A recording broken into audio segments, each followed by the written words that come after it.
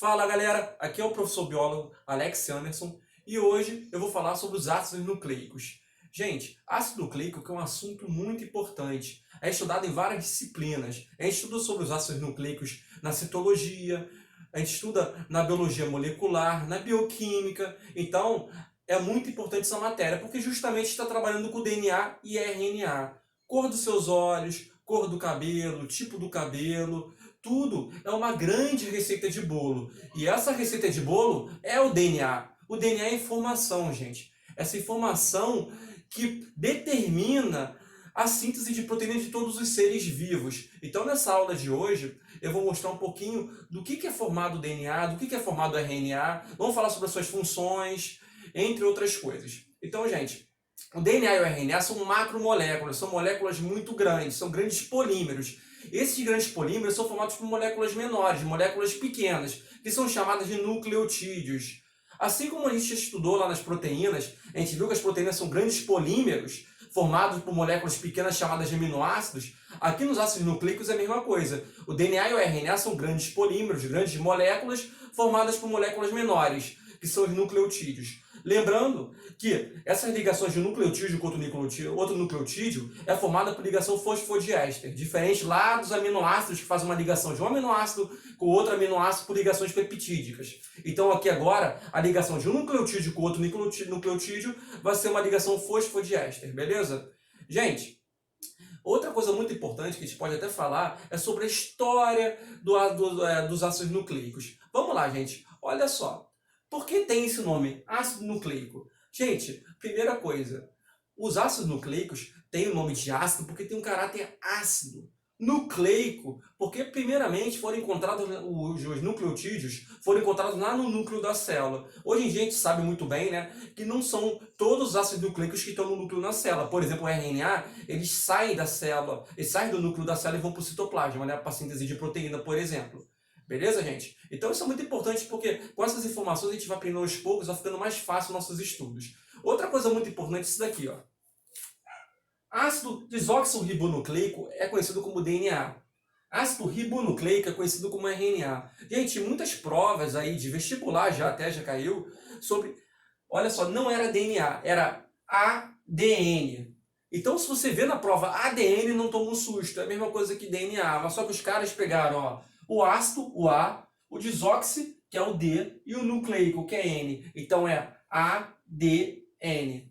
Então, se vocês observarem essa questão na prova, sobre o ADN, é sobre DNA, beleza? Então não fica assustado, agora vocês aprenderam sobre isso, certo? Então, gente, vamos começar a trabalhar agora com a molécula, com as moléculas que formam o DNA e o RNA, que são os nucleotídeos, que são moléculas pequenas. Então, os nucleotídeos são compostos por três estruturas, que vai ser o grupamento fosfato, que eu desenho aqui para vocês, o açúcar pentose, é isso aí, gente. Ele é formado por açúcar, e açúcar pentose, açúcar de 5 carbonos, aqui. 1, 2, 3, 4, 5. Então tem açúcar nos nucleotídeos, tá? E base nitrogenada, que são aquelas bases de nitrogênio. Adenina, timina, citosina, guanina e uracila, que a gente conta no RNA, uracila, certo?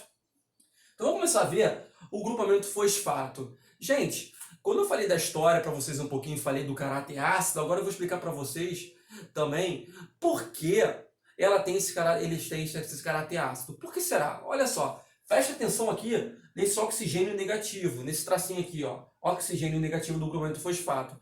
Gente, sempre que tiver em um ambiente aquoso, o grupamento fosfato vai liberar um H+, um próton, um íon, certo?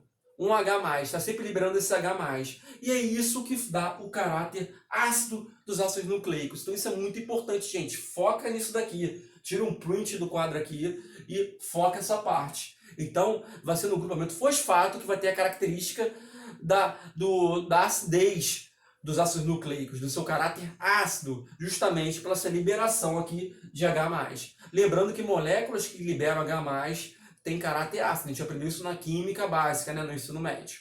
Beleza? Vai ter a pentose, o açúcar de 5 carbonos, que vai ter uma diferença de DNA para RNA. O DNA vai ser desoxirribose e o RNA vai ser uma ribose. Então, gente, olha só. O DNA vai ser uma desoxirribose. Quer dizer o quê? Desox. Quer dizer que é menos um oxigênio. Então a diferença da desoxirribose para a ribose é que na desoxirribose, no DNA, tem menos um oxigênio. Mas, professor, isso é de importância? É. Muita importância, porque isso torna o DNA mais estável. Beleza? E as bases nitrogenadas? Conhecemos 5 bases nitrogenadas: adenina, timina, citosina, guanina e uracila. O DNA vai ter sempre a timina, isso já é uma diferença de DNA para RNA. E o RNA vai ter a uracila. Então, no DNA você vai ter a adenina, o A se ligando sempre ao T, e o C ao G, ou o G ao C, ou o T ao A. Já quando você tem uma molécula de RNA, você vai ter a adenina, o A se ligando ao U, a uracila, ou a uracila se ligando ao A. E a citosina e a guanina, mesma coisa, C e G ou G e C. Então a grande diferença dessa composição vai ser das bases nitrogenadas, que no DNA vai ter timina e no RNA vai ter uracila. Então eu falei agora sobre a composição dos nucleotídeos, que são as moléculas que formam o DNA e o RNA, certo? Então vamos falar agora um pouquinho quais são as diferenças de DNA para RNA. Aquela famosa pergunta que cai muito em prova de em vestibular, no Enem, cai muito mesmo até em nível superior quando você está fazendo na área da saúde, né? Na matéria lá de bioquímica, biologia molecular. Então, gente, qual é a diferença de DNA para RNA? Gente, tem diferença na composição dos nucleotídeos, tem diferença na estrutura e até mesmo na sua função. Então, na composição, a gente já viu a diferença do açúcar, né, da pentose de 5 carbonos, que no DNA é uma desoxirribose e no RNA é uma ribose. A gente já viu uma diferença também nas bases nitrogenadas, na composição dos nucleotídeos, que o DNA vai ter timina ligando a adenina, T com A, e no RNA vai ser uracila. Então, se você vê uma molécula com T ligando ao A, já sabe que é DNA. Se você vê uma molécula com U ligando com A, já sabe que é RNA. E professor, qual a diferença da estrutura? Gente, a estrutura, o DNA vai ter uma dupla hélice, vai ser uma dupla fita. Lembra da história? Vamos falar um pouquinho de novo de história. O Watson e o Crick fizeram essa descoberta, descobriram essa dupla hélice do DNA. Então o DNA tem uma dupla fita, aquela estrutura famosa que a gente vê na internet, vê em filme, vê em livros.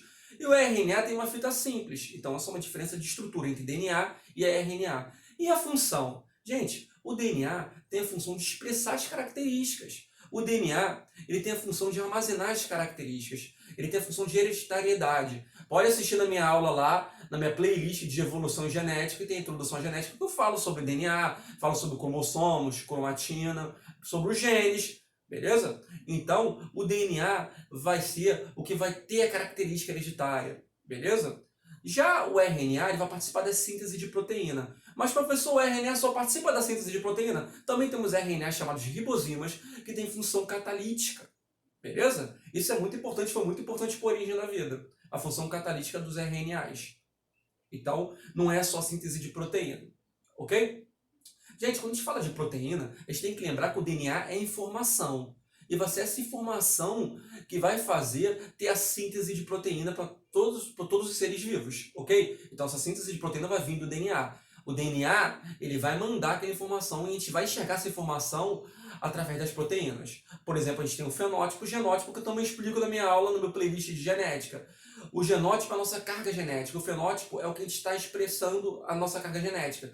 O fenótipo a gente está expressando ele. Então, quando tiver a cor dos olhos, a gente está vendo o nosso DNA, só que está sendo expresso em forma de proteína. Então a gente tem que pensar no dogma central da biologia, que vai ter o processo de replicação, transcrição e tradução. Eu vou fazer uma aula só de replicação, uma aula só de transcrição e uma aula só de tradução. A replicação, quando o DNA tem uma duplicação, ele se duplica, que é muito importante.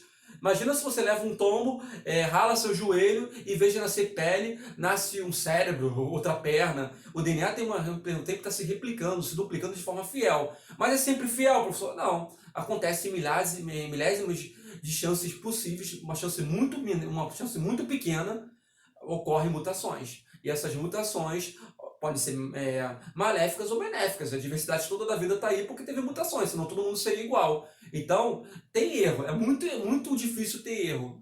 De milhares de chances vai ter um erro. Porque a gente tem uma DNA polimerase também que faz uma revisão. Até com essa revisão, se você ligou o A e não ligou o A com T, se ligou o A com C, que foi um erro ali no encaixe dos nucleotídeos, você vai ter uma DNA polimerase para fazer a revisão para consertar isso. Mas se até assim não tiver consertado esse erro, aí vai gerar uma mutação. Beleza? Então isso é muito importante, você tem que saber. Então a replicação do DNA é importantíssima. A transcrição vai ser quando você pega o DNA e transforma em RNA mensageiro, beleza? E agora vai ser com a RNA polimerase. Na replicação a gente tem a DNA polimerase e na replicação a gente tem a RNA polimerase, utilizando o DNA como fita molde. Vai ter a fita de DNA, vão se separar as bases nucleotídicas, vai entrar um RNA polimerase e vai começar a sintetizar. Se tem A, vai botar U. Se tem T, vai botar... Se tem C, vai botar G. Se tem G, vai botar C. Basicamente isso. Depois vai se soltar, vai fechar a fita de DNA de novo e vai ter aquela fita simples solta ali, que é uma fita de RNA mensageiro. E quando a gente vai ter o processo de tradução, quando você vai pegar o RNA mensageiro, você vai traduzir a mensagem do RNA mensageiro. Beleza? Vai traduzir em proteína. Então esse é o dogma central, vai do DNA para o RNA e para a proteína. Por isso que eu já falei no início da aula a importância dessa informação do DNA, certo? O DNA que tem essa característica de hereditariedade. Beleza? Então, gente, isso é muito importante. Então, acho que eu basicamente falei de tudo. Falei sobre as características dos nucleotídeos, né? Falei sobre a composição dos nucleotídeos. Falei que são compostos por... Tem 3 composições, que é o grupamento fosfato, a pentose e base nitrogenada. Falei o que dá o caráter ácido dos nucleotídeos, que vai ser a liberação aqui de H+. Falei sobre a diferença de DNA para RNA. Então, gente, se vocês gostaram dessa aula, dê um like e não se esqueça de se inscrever no meu canal, que é muito importante para o crescimento do meu canal, beleza? Não se esqueça de assistir meu playlist de bioquímica, que eu vou postando aulas toda semana, e assistir meu playlist lá de genética, de evolução, de citologia. Bons estudos!